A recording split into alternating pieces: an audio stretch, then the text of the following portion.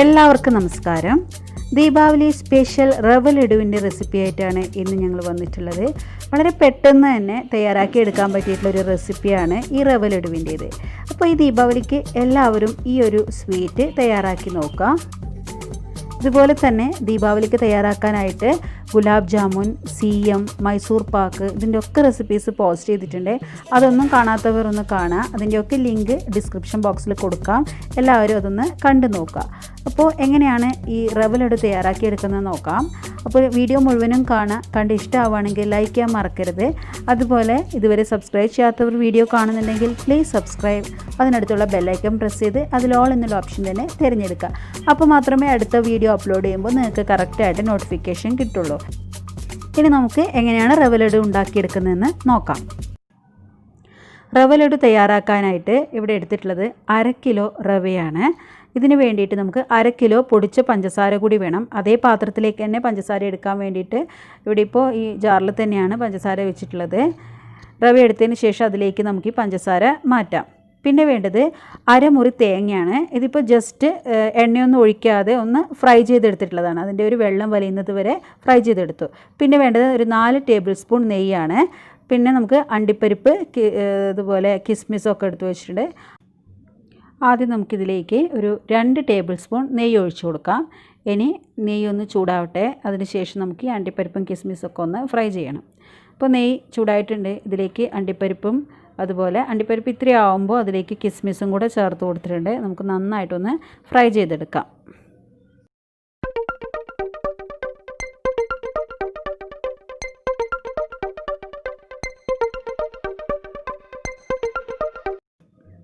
അണ്ടിപ്പരിപ്പും കിസ്മിസൊക്കെ നന്നായിട്ട് ഫ്രൈ ആയിട്ടുണ്ട്.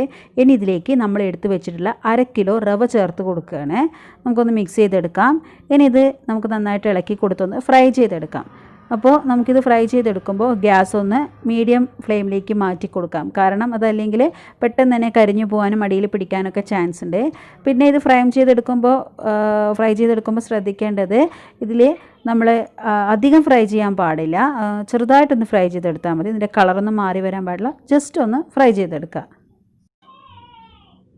അപ്പോൾ ഇത്രയും മതി. ഫ്രൈ ആയിട്ടുണ്ട്. ഇനി ഇതിലേക്ക് നമ്മൾ ചേർക്കാൻ പോകുന്നത് തേങ്ങയാണ്. ഒരു മുറി തേങ്ങ നമ്മൾ നേരത്തെ ഫ്രൈ ചെയ്ത് വെച്ചിട്ടുണ്ടായിരുന്നു. എണ്ണയൊന്നും ഇല്ലാതെയാണ് ഫ്രൈ ചെയ്തിട്ടുള്ളത്. അപ്പോൾ അതിൻ്റെ ആ ഒരു വെള്ളമൊക്കെ വലിയുന്നത് വരെ ഫ്രൈ ചെയ്തിട്ടുള്ള തേങ്ങയാണ്. എപ്പോഴും തേങ്ങ ഇതിലേക്ക് ചേർക്കുമ്പോൾ അങ്ങനെ മാത്രം ചേർക്കാൻ നോക്കുക. ഇനിയപ്പോൾ നമുക്കിതൊന്നും നന്നായിട്ട് മിക്സ് ചെയ്ത് കൊടുക്കാം.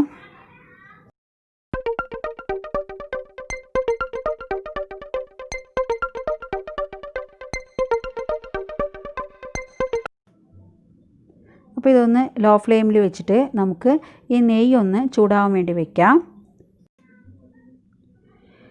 ഇനി ഇതിലേക്ക് നമ്മൾ പൊടിച്ച പഞ്ചസാര കൂടെ ചേർക്കണം. 1/2 കിലോ റവയ്ക്ക് നമ്മളിപ്പോൾ 1/2 കിലോ പഞ്ചസാരയാണ് ചേർത്തിട്ടുള്ളത്, പൊടിച്ച പഞ്ചസാര.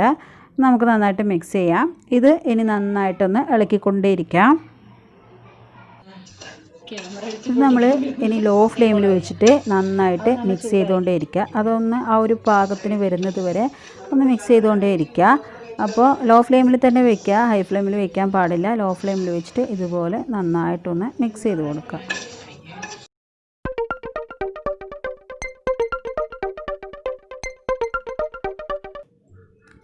നെയ്യ് നല്ലപോലെ ചൂടായിട്ടുണ്ട്. ഇതൊന്ന് ഓഫ് ചെയ്യാം. ഇനി ഇതാ ഈ ഒരു മിക്സ് നമുക്ക് ഇതിലേക്ക് ഈ ഒരു പാത്രത്തിലേക്ക് മാറ്റി കൊടുക്കാം. ഇനി ഇതിലേക്ക് നമുക്ക് നെയ്യ് ഒഴിച്ചു കൊടുക്കാം മുഴുവനായിട്ടും. ഇപ്പോൾ നെയ്യ് ഇതിലേക്ക് ഒഴിച്ചു കൊടുക്കുകയാണ്. അപ്പോൾ ഈ നെയ്യ് ഒഴിച്ചിട്ട് നമുക്ക് നന്നായിട്ട് മിക്സ് ചെയ്ത് വെക്കുക. ഇതുപോലെ നല്ലപോലെ ഇളക്കി ഒന്ന് മിക്സാക്കി വെക്കുക. അപ്പോൾ ഇതിലേക്ക് ചേർത്ത് കൊടുക്കാനായിട്ട് കുറച്ചുകൂടെ നെയ്യൊന്ന് ചൂടാക്കി എടുത്തിട്ടുണ്ട്. അതിലൊരു 2 ടേബിൾ സ്പൂൺ നെയ്യ് മാത്രം ഇതിലേക്ക് ഇപ്പോൾ ചേർത്ത് കൊടുക്കുകയാണ്. ആ ഒരു ഭാഗം മാത്രം, കുറച്ച് ഭാഗത്ത് മാത്രം ചേർത്ത് കൊടുത്തിട്ട് ഒന്ന് മിക്സ് ചെയ്തെടുക്കുക. കാരണം മുഴുവനായിട്ട് ചേർത്ത് കഴിഞ്ഞാൽ പെട്ടെന്ന് ഡ്രൈ ആയി പോകാൻ ചാൻസ് ഉണ്ട്. അതുകൊണ്ട് ഈ ഒരു ഭാഗം മാത്രം നമുക്ക് നെയ്യ് ചേർത്തിട്ട് ഒന്ന് മിക്സ് ചെയ്തെടുക്കാം. ഇനിയിപ്പോൾ നെയ്യ് ഇത്രയും വേണ്ടാന്നാണെങ്കിൽ ഇനിയിപ്പോൾ മുഴുവനായിട്ടും പാൽ ഉപയോഗിച്ചിട്ട് ചെയ്യാം. ഇളം ചൂട് പാൽ ഉപയോഗിച്ചിട്ട് ഇതുപോലെ ചെയ്യാവുന്നതാണ്. ഇതിപ്പോൾ ഇതിലേക്ക് ഇനി കുറച്ച് പാലൂടെ ചേർക്കുന്നുണ്ട്, കുറച്ച് മാത്രം പാൽ. ഈ പാൽ നന്നായിട്ടൊന്ന് ചൂടാക്കി എടുക്കാം. അപ്പോൾ ചൂടായ പാൽ ഈ ഒരു കുറച്ച് ഭാഗം റവയിലേക്ക് നമ്മൾ ചേർത്ത് കൊടുത്തിട്ടുണ്ട്. ഇതൊന്ന് നമുക്ക് മിക്സ് ചെയ്തെടുക്കാം.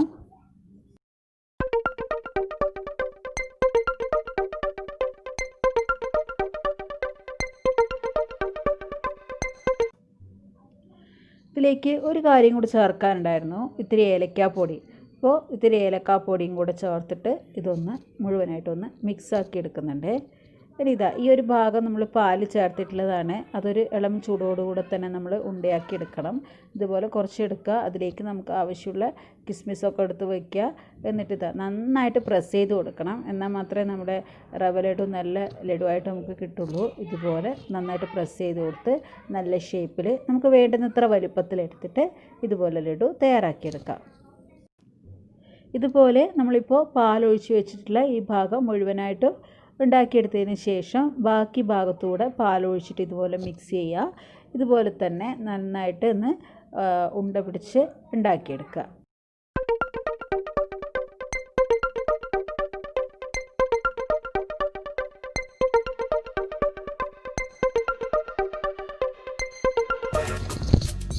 വളരെ എളുപ്പത്തിൽ ടേസ്റ്റി ആയിട്ടുള്ള റവ ലഡു തയ്യാറായി കഴിഞ്ഞു.